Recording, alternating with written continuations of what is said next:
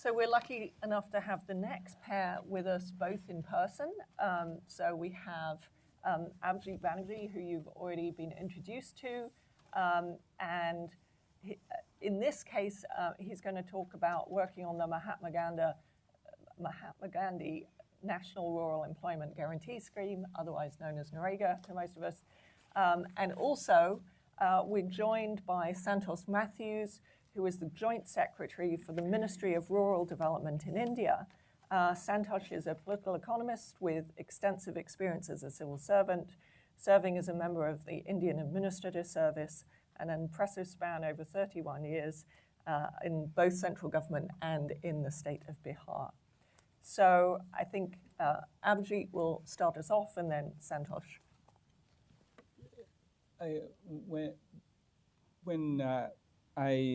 People ask me, what happens when you bring results to government?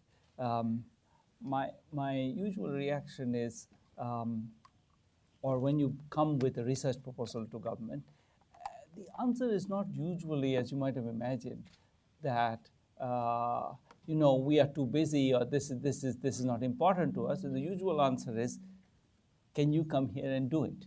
And at that point, my usual excuse is, I don't really want to be in Patna running research, or in Peru, or I have a job, so I have to make excuses. Now, it's very convenient when it turns out that your counterpart in the government happens to have a PhD in economics. That's very handy, and in particular, if he happens to be also extremely farsighted and brilliant, that also helps a lot. So I'm very grateful for this partnership.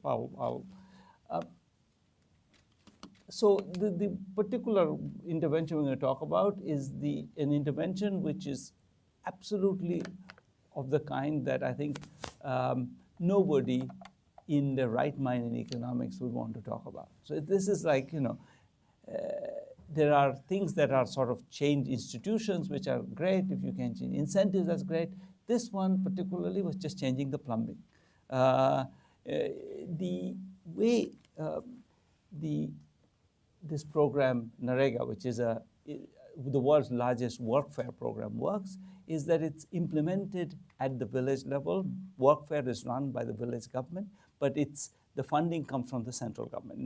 95% of the funding is central. So somehow money has to go from the central government's treasury into the hands of the village. And what that means usually in the traditional setting is, given the delays in all of those processes, the money had to be first given to them, and then they would account for it later. Because there's no way you could sort of send your bill to the government and have it by snail mail and arrive and be approved and the money come back soon enough. So basically they were paid advances and they spent out of that, and then sometime later they were reimbursed. They were checked, and there was some checking of whether the money was spent on the right thing or not. That created two different problems. One is that it was very easy to kind of mislay the money or give it to the wrong people, because by the time you checked, a year had passed, because you sent the money and they had spent it and lots of things had happened. The second problem that it created was that there was a bunch of intermediaries who were given the job of checking on whether these guys are doing the right thing, and those guys were happily taking a little bit of the money and putting it in their pocket. So both of those processes were, so just to illustrate, this was the infrastructure. So you had to send a front floor request from the village. You went to the block, from the block to the district to the state, etc. So there was a whole bunch of people, intermediaries, who were each checking on your claim and then checking on the money coming down. And and some of the money stuck where they were checked, and it took a long time, etc. So the idea was that I think Santosh was particularly also interested in developing was, let's just cut that. So let's just connect the panchayat to the state and back. And the reason why we can do that now is that you can just scan your fund flow request and send it upload it and send it straight to the government. So this is in a sense in which this is just plumbing. It's just like, this is not changing some institution. This is just changing how the government is organized at the most nitty-gritty level possible. We did an RCT. The RCT, people often talk about, how can you generalize the result from a small RCT? This small RCT covered 33 million people in 12 districts of Bihar. That's more than many European countries. And we evaluated this using all kinds of data, including one particular, matching the data from the program to the national census, and to look for people whose names were possibly made up because they didn't show up in the census. So that was a matching of about, I think, 16 million names to check that. So, but having done all that, we learned a few things. One is that program expenditure fell by a quarter. Employment generated by the program did not fall. In fact, the point estimate is positive. The assets created by the program did not fall. Apparently nothing changed on the ground, but just less money was spent, so I assume. Now, we look for, are there less missing people while this matching thing I described? And indeed, there are less missing people, so you can track the people better now. Finally, we can look at the people have to people have to actually self-declare their assets, and you see that the assets of the village and block officials went down as a result of this intervention. So you see across the board, we see a bunch of I think reasonable size changes. This is in this environment, the total saving is also, if you have to add to that the fact that now there's a lot less float, money is not sitting somewhere, so you're not paying interest on money that's not being used. If you add it all up, you save about $6.3 million by this intervention. So that's a pretty good return on the intervention itself. And then you might have imagined that the first thing that would happen is that this would be, everybody would be thrilled about it. But in fact, the first thing that happened is that it was shut down.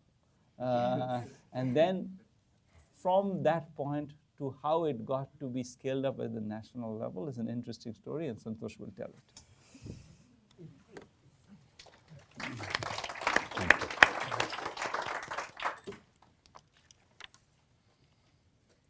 Let me just start by saying that the story I'm about to tell you is a story of trust, is a story of resources invested, and is a story of deep commitment. And I'll tell you why I feel so strongly about this. It was 2009, and I was finishing my PhD at the Institute of Development Studies at Sussex. Professor Arnab Acharya is here, one of my teachers from Sussex. And Iqbal Daliwal, who had then just recently joined JPAL as a policy director, who was a former student of mine from the National Academy of Administration, threw, first of all, himself at me and suggesting that JPAL does exceedingly good results. Threw Rachel at me at a park next to a subway station in London. I had not yet gone back. And I had Esther visiting me at my home in London. So you can imagine the power with which they came at me.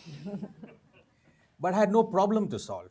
I was just this guy who spent many years in the civil service, was doing a PhD and was going back to India. But I was taking back with me a problem, and the problem was that the poor states of India get less from the government of India, and they use less of the money they get. In fact, they're interconnected. So when I was made Secretary Rural Development in the government of Bihar, I found that same story going on in the MGNREGS. In fact, the solution we got, the result we got was not the problem we were trying to solve. I mean, you need to understand. Martin Ravillon led a study by the bank, a group from the bank, which hypothesized that there was intensive rationing in the MGNREGS program. Almost 60% of the people who wanted work couldn't get work.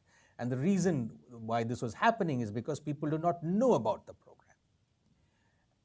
With hindsight, I can say, obviously, they got it wrong and didn't work because they did an RCT, a massive RCT, where they showed a film to people and they didn't have no results on the impact of the program. So my hypothesis was different. My hypothesis was that there's a plumbing problem. If you can ease the finance constraint, then uptake will increase. Even I was wrong. But what we got was a reduction in corruption. And I believe our results had many other elements to it, and I will tell you what those elements were. But before that, I want to talk of the policy successes that we had. Abhijit told you that the first thing that happened was this was rolled back, but what he didn't tell you is that I lost my job. In the IS, we don't lose our job. It's my 31st year. I have 4 years left. The thing is that you get transferred again and again. So I was transferred out of rural development, but I had spent almost 3 years there. I went to social welfare, and it was shut down. But then IS officers have this way of bouncing back. So I went to the Ministry of Rural Development in Delhi. Call it an accident of history, call it whatever you like. But here was an opportunity to use these results to influence the whole of the country. So what was shut down in Bihar, we got government to adopt it for the whole of the country. On August 15th, ladies and gentlemen, the Government of India's cabinet, Union Cabinet, passed an order rolling out an improved version of the MGNREGA Bihar experiment across the country. That's policy success number 1. Policy success number 2 is that we believed, or rather I believed, that if we could save this amount of money in NREGA, that's reduced corruption, if we actually implemented this across all government programming, then the potential benefit is $15 billion. Because a lot of this money is lying in banks. I'm not talking of the corruption, just lying in banks because you have to have a lot of money in the pipe for that to be reaching the tail end. So if we can reduce the float, not exactly bring it to zero, but reduce it dramatically, it's a saving of a one-time saving of $15 billion. But we went to the most powerful in the land. No, we were rejected. They said, no, we'll have nothing to do with this. So we had to lie in wait for 2 years. My story is again, or our story again, is a story, see, in organizational economics, they will tell you that if there is a powerful economic rationale for something to be done, hey, it will get done. Well, if it doesn't get done, then you need a powerful person inside with a lot of agency or a group of people who will then, the vice president like in Indonesia or the prime minister in another country will make it happen.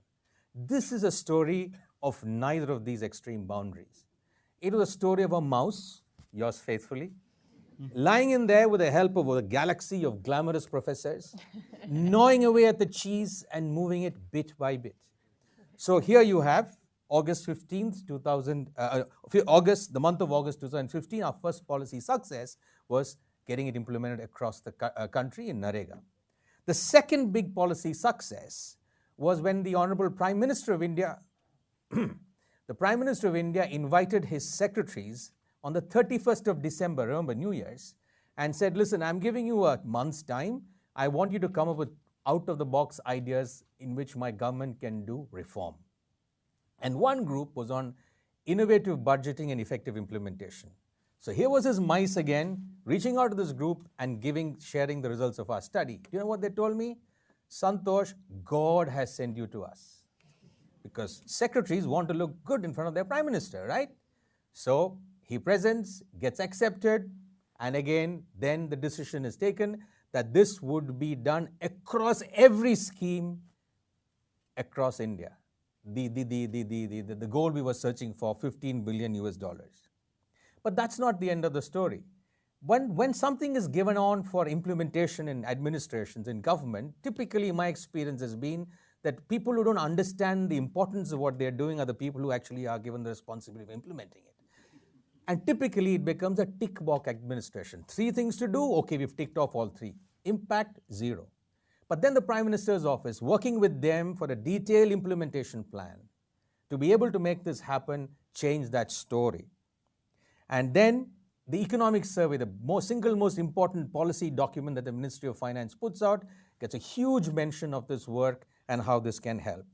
And finally, recently in the month of November, India goes in for demonetization. Almost 80% of the currency notes in India are no longer valid tender.